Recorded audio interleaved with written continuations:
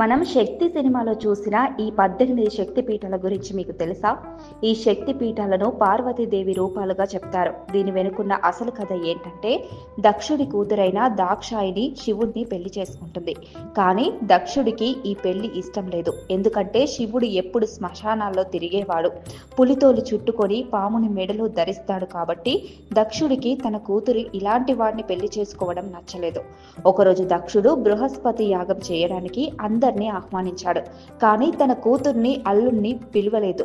కానీ దాక్షాయిని ఆ యాగానికి వెళ్ళాలనుకుంటుంది.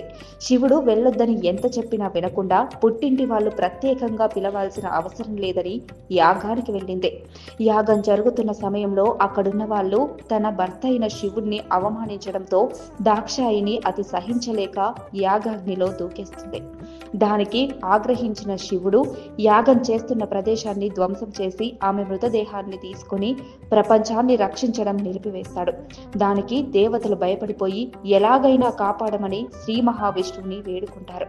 దానికి మహావిష్ణువు తన సుదర్శన చక్రంతో దాక్షాయిని శరీరాన్ని 18 ముక్కలు చేస్తాడు. ఆ శరీర భాగాలు పడిన ప్రదేశాలను మనం శక్తి పీఠాలుగా పూజిస్తున్నాం. మీరు ఏ శక్తి పీఠాన్ని చూశారో అలాగే మన రాష్ట్రంలోని శక్తి పీఠం ఏదో కామెంట్ చేయండి.